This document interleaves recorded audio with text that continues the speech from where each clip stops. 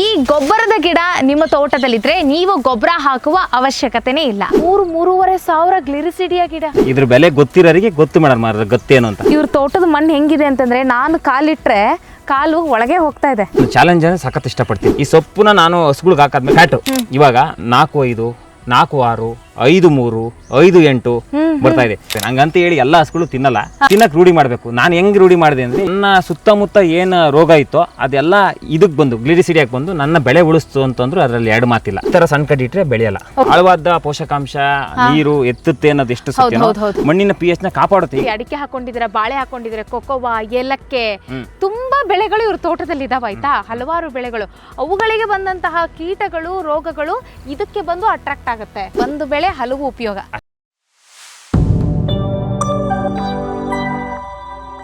ನಮಸ್ಕಾರ ರೈತ ಬಾಂಧವರೇ, ಗುಡ್ ಮೈನ್ಸ್ ಯೂಟ್ಯೂಬ್ ಚಾನಲ್ಗೆ ಸ್ವಾಗತ. ನಾನು ಶ್ವೇತಾ ಕಲ್ಕನಿ. ಈ ಗೊಬ್ಬರದ ಗಿಡ ನಿಮ್ಮ ತೋಟದಲ್ಲಿದ್ರೆ ನೀವು ಗೊಬ್ಬರ ಹಾಕುವ ಅವಶ್ಯಕತೆನೇ ಇಲ್ಲ. ಗ್ಲಿರಿಸಿಡಿಯಾ ನಿಮ್ಮ ತೋಟದಲ್ಲಿ ಇದ್ರೆ ಇದು ಜೀವಂತ ಬೇಲಿಯಾಗಿ ಕೆಲಸ ಮಾಡುತ್ತೆ. ಹಾಗೆ ನಿಮ್ಮ ತೋಟಕ್ಕೆ ನೈಟ್ರೋಜನ್ ಫಿಕ್ಸೇಷನ್ ಮಾಡುತ್ತೆ ಮತ್ತೆ ಸಾಕಷ್ಟು ಉಪಯೋಗಗಳನ್ನು ಬೆಳೆಗಳಿಗೆ ಕೊಡುತ್ತೆ. ಸೊ ಈಗ ಇದರ ರಿಯಲ್ ಉಪಯೋಗವನ್ನು ಪಡೆದುಕೊಂಡಿರುವಂತಹ ರೈತರು ನಮ್ಮ ಜೊತೆಗಿದ್ದಾರೆ. ಬನ್ನಿ, ಇದರಿಂದ ಅವ್ರಿಗೆ ಎಷ್ಟು ಬೆನಿಫಿಟ್ಸ್ ಆಗಿದೆ ಕೇಳ್ತಾ ಹೋಗೋಣ. ಸರ್ ನಮಸ್ತೆ. ನಮಸ್ತೆ ಮೇಡಮ್. ಮೊದಲದಾಗಿ ನಿಮ್ಮ ಪರಿಚಯ ಮಾಡ್ಕೊಡಿ ನಮ್ಮ ರೈತ ಬಾಂಧವರಿಗೆ. ನನ್ನ ಹೆಸರು ಕೀರ್ತಿ ಅಂತ ಹೇಳಿ, ಸನ್ ಆಫ್ ಶಿವಪ್ಪ BS, ದೈಹಿಕ ಶಿಕ್ಷಣ ಶಿಕ್ಷಕರು. ನಮ್ಮ ಊರು ಬಂದು ಮುದಿಮಡು, ಕಳ್ಳಂಬೆಳ ಹೋಬಳಿ, ಶಿರಾ ತಾಲೂಕು, ತುಮಕೂರು ಜಿಲ್ಲೆ. ಓಕೆ, ಎಷ್ಟು ಈ ಗ್ಲಿರಿಸಿಡಿಯಾ ಗಿಡಗಳನ್ನ ಹಾಕೊಂಡಿದ್ದೀರಾ ನಿಮ್ಮ ತೋಟದಲ್ಲಿ? ಲೆಕ್ಕ ಇಲ್ಲ, ಆದ್ರೆ ನನ್ನ ಲೆಕ್ಕದಲ್ಲಿ ಕನಿಷ್ಠ ಅಂದ್ರೆ ಒಂದು 3,000, 3,500 ಇದೆ. 3-3.5 ಸಾವಿರ ಗ್ಲಿರಿಸಿಡಿಯಾ ಗಿಡ. ಕೆಲವರಿಗೆ ಇದ್ರ ಬೆಲೆನೇ ಗೊತ್ತಿಲ್ಲಲ್ಲ, ಅವ್ರಿಗೇನ್ ಹೇಳ್ತೀರಾ?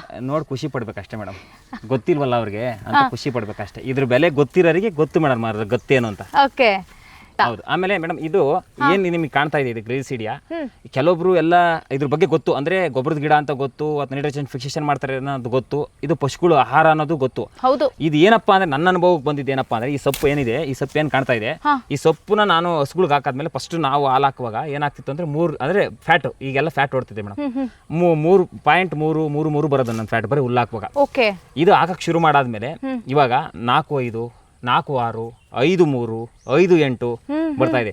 ಈಗ ಏನಪ್ಪಾ ಸಮಸ್ಯೆ ಆಗಿದೆ ಅಂದ್ರೆ, ನಾನು ಭೂಮಿ ಕೊಡೋದಕ್ಕಿಂತ ತಗೊಂಡೋಗಿ ಹಸುಗಳಿಗೆ ಒಳ್ಳೆ ಫ್ಯಾಟ್ ಬರ್ತೈತೆ ಅಂತ ಹೇಳಿ ತಗೊಂಡೋಗಿ ಆಗ್ತದೆ. ಹಂಗಂತ ಹೇಳಿ ಎಲ್ಲ ಹಸುಗಳು ತಿನ್ನಲ್ಲ, ತಿನ್ನಕ್ ರೂಢಿ ಮಾಡ್ಬೇಕು. ನಾನು ಹೆಂಗ್ ರೂಢಿ ಮಾಡಿದೆ ಅಂದ್ರೆ, ಇದಕ್ಕೆ ಸ್ವಲ್ಪ ಬೆಲ್ಲದ ನೀರು ಚಿಮಿಸ್ಬಿಟ್ಟು, ಸ್ವಲ್ಪ ಚಿಮಿಸ್ಬಿಟ್ಟು ಅವಕ್ಕೆ ಸ್ವಲ್ಪ ಸ್ವೀಟ್ ಹಾಕತ್ತಲ್ಲ, ತಿನ್ನಕ್ ರೂಢಿಯಾಗಿ ಈಗ ದಗ ದಗ ದಗ ತಿಂತಾಗ್ತದೆ ಮೇಡಮ್ ಇದನ್ನ. ಓಕೆ, ಇದಕ್ಕೆ ಸ್ವಲ್ಪ ಬೆಲ್ಲದ ನೀರು ಚಿಮುಕಿಸಿದ ತಕ್ಷಣ ಟೇಸ್ಟ್ ಆಗುತ್ತಲ್ಲ, ಸೊ ಅವಾಗ ತಿಂತಾ ಇದ್ದಾರೆ. ಈ ರೀತಿ ಒಂದು ಅನುಕೂಲ ಆಯ್ತಾ, ಅಂದ್ರೆ ನಮಗೆ ಫ್ಯಾಟ್ ಸಿಕ್ತು, ಇದರಿಂದ ಫ್ಯಾಟ್ ಸಿಕ್ತು ಒಂದು. ಆಮೇಲೆ ಈ ಸತಿ ನಾನು ನನ್ನ ವೈಯಕ್ತಿಕವಾಗಿ ಕಂಡ್ಕೊಂಡಿದ್ದ ಅನುಭವ ಏನಪ್ಪಾ ಅಂದ್ರೆ, ಇದೇನು ಗ್ಲಿರಿಸಿಡಿಯಾ ಸೊಪ್ಪಿದೆಯಲ್ಲ, ಈ ಸುಳಿ ಇದೆಯಲ್ಲ, ಈ ಸುಳಿಯಲ್ಲಿ ಏನೇ ರೋಗ ಬರೋದು ಇದು ದ್ವಿದಳ ಧಾನ್ಯಕ್ಕೆ ಬರುತ್ತೆ ಮೇಡಮ್. ನನ್ನ ಅನುಭವಕ್ಕೆ ಈ ಸುಳಿಗೆ ರೋಗ ಬಂದು ನನ್ನ ಸುತ್ತಮುತ್ತ ಏನು ರೋಗ ಇತ್ತೋ ಅದೆಲ್ಲ ಇದಕ್ಕೆ ಬಂದು ಗ್ಲಿರಿಸಿಡಿಯಾಗಿ ಬಂದು ನನ್ನ ಬೆಳೆ ಉಳಿಸ್ತು ಅಂತಂದ್ರು ಅದರಲ್ಲಿ ಎರಡು ಮಾತಿಲ್ಲ. ಸೊ ಅಂದ್ರೆ ಬಾಳೆ ಆಗಿರ್ಬೋದು, ಅಥವಾ ಕೋಕೋ ಆಗಿರ್ಬೋದು, ಬೇರೆ ಯಾವ್ದಾನ ಕರಿಬೇವೆ ಆಗಿರ್ಬೋದು, ಯಾವ್ದಕ್ಕೆ ಆಗಲಿ ಇದಕ್ಕೆ ರೋಗ ಬರುತ್ತೆ ಮೇಡಮ್. ಅಂದ್ರೆ ಒಂಥರ ಟ್ರ್ಯಾಪ್ ಮಾಡ್ತು ಈ ಬೆಳೆ. ಹೌದು. ಅಂದ್ರೆ ಇವಾಗ ನೀವು ನೋಡಿ, ಅಡಿಕೆ ಹಾಕೊಂಡಿದ್ರೆ, ಬಾಳೆ ಹಾಕೊಂಡಿದ್ರೆ, ಕೊಕೊವಾ, ಏಲಕ್ಕೆ, ತುಂಬಾ ಬೆಳೆಗಳು ಇವ್ರ ತೋಟದಲ್ಲಿ ಇದಾವ ಆಯ್ತಾ. ಹಲವಾರು ಬೆಳೆಗಳು, ಅವುಗಳಿಗೆ ಬಂದಂತಹ ಕೀಟಗಳು, ರೋಗಗಳು ಇದಕ್ಕೆ ಬಂದು ಅಟ್ರಾಕ್ಟ್ ಆಗುತ್ತೆ. ಆಗ ಸಾಲ್ವ್ ಆಯ್ತು ಪ್ರಾಬ್ಲಮ್. ಹೌದು, ಅದೇ ರೀತಿ ಒಂದು ಅನುಕೂಲ ಆಯ್ತಾ. ಆಮೇಲೆ ಯಾವುದೇ ಕೀಟನಾಶಕ ತಂದು ಸ್ಪ್ರೇ ಮಾಡೋ ಅವಶ್ಯಕತೆ ಇಲ್ಲ. ಹೌದು ಕೀರ್ತಿ ಸರ್ಗೆ. ಹೌದು. ಈಗ ಈ ವಿಡಿಯೋ ನೋಡ್ತಿದ್ದಾರೆ ಕೆಲವರು ಕೇಳೋದೇನಪ್ಪ ಅಂದ್ರೆ, ನೀವು ಬೀಜ ಹಾಕಿದ್ರ ಕಡ್ಡಿ ಹಾಕಿದ್ರ ಅಂತ. ಇಲ್ಲಿ ಬೀಜದಲ್ಲೂ ಬರುತ್ತೆ, ಕಡ್ಡಿಯಲ್ಲೂ ಬರುತ್ತೆ. ಏನಪ್ಪಾ ಅದಕ್ಕೂ ಇದಕ್ಕೂ ವ್ಯತ್ಯಾಸ ಅಂತ ಹೇಳ್ಬಿಡ್ತೀನಿ. ನಾನು ಹಾಕಿದ್ದು ಬೀಜನೇ. ಈ ಬೀಜ ನಾನು ಅಮೆಝಾನ್ ಅಲ್ಲಿ ತರಿಸ್ಕೊಂಡು ಹಾಕಿದ್ದು. ಅದರಲ್ಲಿ 250 ಗ್ರಾಮು ನಾನು ತರಿಸ್ಕೊಂಡಿದ್ದು, 800 ಬೀಜ ಬಂದು ಅದರಲ್ಲಿ. 800 ಈಗ ನಂದು 3,500 ಆಗಿದೆ ಅನ್ನೋದೇ ನನಗೆ ಬಹಳ ಹೆಮ್ಮೆ. ಅಷ್ಟು ಉಳಿಸ್ಕೊಂಡು ಮಾಡಿದೀನಿ. ಆಮೇಲೆ ಪಾಕೆಟ್ ಮಾಡಿ 45 ದಿವಸಕ್ಕೆ ಹಾಕಬೇಕು ಗಿಡನ, ಯಾಕಂದ್ರೆ ಇದು ಬೇಗ ಪಾಕೆಟ್ ಇಂದ ಹೊಡ್ಕೊಂಡು ಹಾಳಾಗೋಗುತ್ತೆ. ಆಮೇಲೆ ಇನ್ನೊಂದು ಏನಪ್ಪಾ ಅಂದ್ರೆ, ಕಡ್ಡಿ ಇಡೋದ್ರಿಂದ ಏನ್ ಅನುಕೂಲ ಅಂತಂದ್ರೆ, ಕಡ್ಡಿ ಇಟ್ಟರೆ ಬೇಗ ಬೆಳೆಯುತ್ತೆ, ಬೇಗ ಬೇರೆ ಆಗುತ್ತೆ ಅನ್ನೋದು ಎಷ್ಟು ಸತ್ಯನೋ, ಯಾವ ಟೈಮಲ್ಲಿ ಇಡಬೇಕು, ಯಾವ ತರ ಕಡ್ಡಿ ದಪ್ಪ ಇರಬೇಕು ಅನ್ನೋದು ಬಹಳ ಮುಖ್ಯ. ಇವಾಗ ಇಲ್ಲಿ ಹತ್ರಕ್ಕೆ ಬಂದು ತೋರ್ಸೋದಾರೆ ತೋರಿಸಿ ಸರ್, ನಾನು ಇಲ್ಲೇ ತೋರಿಸ್ಬಿಡ್ತೀನಿ ನೋಡಿ. ಈ ಕಡ್ಡಿ ಏನು ಗ್ರೀನೆಸ್ ಕಾಣುತ್ತೆ, ಎಲ್ಲಿವರೆಗೂ ಗ್ರೀನೆಸ್ ಐತೋ ಅಲ್ಲಿವರೆಗೂ ಕಡ್ಡಿ ಯೂಸ್ ಆಗಲ್ಲ ನಮ್ಗೆ.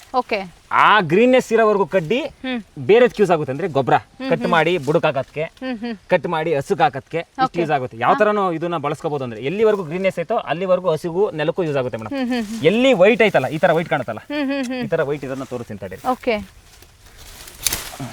ಓ ಮೈ ಗಾಡ್. ಸೆಕೆಂಡ್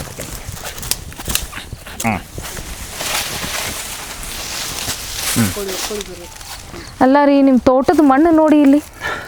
ಇದು ಕ್ಯಾಪ್ಚರ್ ಮಾಡಿ. ಆ್ಯಕ್ಚುಲಿ ಇವ್ರ ತೋಟದ ಮಣ್ಣು ಹೆಂಗಿದೆ ಅಂತಂದರೆ, ನಾನು ಕಾಲಿಟ್ಟರೆ ಕಾಲು ಒಳಗೆ ಹೋಗ್ತಾ ಇದೆ. ಇದು ಇವ್ರ ತೋಟದ ಮಣ್ಣಿನ ಗತ್ತಿದು ಹೆಂಗಿದೆ ನೋಡಿ, ಸ್ಪಾಂಜು. ಇದು ಈ ರೀತಿಯಾದಂತಹ ಕೃಷಿ ಭೂಮಿ ಎಲ್ಲರ ತೋಟದಲ್ಲಿ ಇರಬೇಕು ಅಂತ ಹಲವು ರೈತರು ಕೇಳ್ಕೊಳ್ಳೋವಂಥದ್ದು. ನೋಡಿ, ನಾನು ಹಾಗೆ ಇವ್ರ ಜೊತೆ ಮಾತಾಡ್ತಾ ಇರುವಾಗ ಕಾಲು ಹಿಂಗಿಟ್ಟು ಒಳಗೆ ಹೋಗ್ತಾ ಇದೆ. ಸೊ ಈ ವಿಚಾರ ನಿಮ್ಮ ಜೊತೆ ಹೇಳಬೇಕಾಗಿತ್ತು. ಈ ಥರ ಕಟ್ ಮಾಡಬೇಕು. ಕಟ್ ಮಾಡಿದ್ರೆ ಯಾಕೆ ಅಂದರೆ ಕಾರಣ ಏನಂತಂದರೆ, ಮಳೆ ನೀರು ಬಿದ್ದರೆ ಇದೇನಾದ್ರು ನಂಜಾದರೆ ಗಿಡ ಹೋಗೋಂಥ ಚಾನ್ಸ್ ಇರ್ತೈತೆ. ಅದಕ್ಕೆ ಕ್ರಾಸಾಗಿ ಕಟ್ ಮಾಡಬೇಕು. ನೀರು ಬಿದ್ದರೂ ಜಾರು ಹೋಗಬೇಕು. ಓಕೆ, ಇದು ಈ ಥರ ಕಟ್ ಮಾಡಬೇಕು. ಆಮೇಲೆ ಇದು ಈ ಥರ ವೈಟ್ ಇರ್ಬೇಕು ಮೇಡಮ್. ಓಕೆ, ಈ ಥರ ವೈಟ್ ಇರೋ ಕಡ್ಡಿನೇ ಇಡಬೇಕು. ಕನಿಷ್ಠ ಅಂದರೆ 1 ಅಡಿ ಇಡಬೇಕು. 1 ಅಡಿ ಇಲ್ಲಿ ಕಟ್ ಮಾಡಬೇಕು. ಓಕೆ, ಈ 1 ಅಡಿ ಕಡ್ಡಿನೇ ಇಡಬೇಕು. ಈ ಥರ ವೈಟ್ ಇರಬೇಕು. ಈ ಥರ ದಪ್ಪದಲ್ಲೇ ಕಡ್ಡಿ ಇಡಬೇಕು. ಅದೇ ಕಡ್ಡಿ ಅಂತ ಬಂದಾಗ ನೋಡ್ರಿ, ಈ ಥರ ಕಡ್ಡಿ ಇಟ್ಟರೆ ಬರಲ್ಲ. ಈ ಥರ ಸಣ್ಣ ಕಡ್ಡಿ ಇಟ್ಟರೆ ಬೆಳೆಯಲ್ಲ. ಓಕೆ, ಅದಕ್ಕೆ ಎಕ್ಸಾಂಪಲ್ ನಾನೇ. ಈ ತರ ನೋಡಿ, ಈ ತರ ಸ್ಟೆಮ್ ಇರಬೇಕು. 1 ಅಡಿ ಇರಬೇಕು. ಆಮೇಲೆ ಈ ತರಾನೇ ನೀವು ಕಟ್ ಮಾಡಬೇಕು.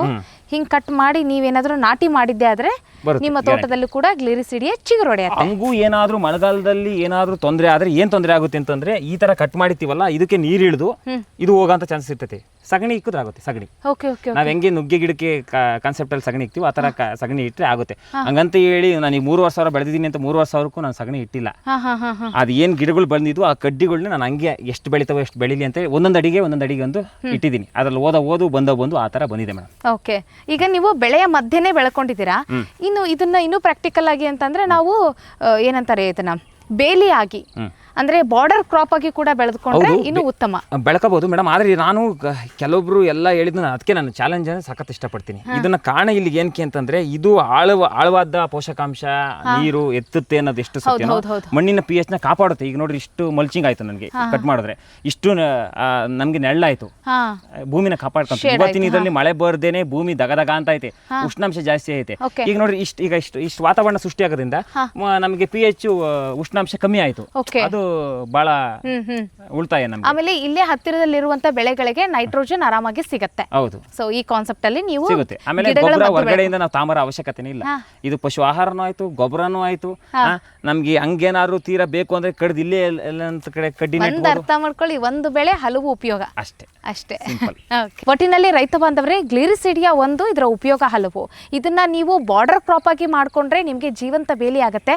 ಯಾವುದೇ ರೀತಿಯಾದಂತಹ ಈ ಕಾಡು ಹಂದಿಗಳು ಮತ್ತೆ ಆನೆಗಳ ದಾಳಿ ನಿಮ್ಮ ತೋಟಕ್ಕೆ ಆಗೋದಿಲ್ಲ ಒಂದು ರೀತಿ.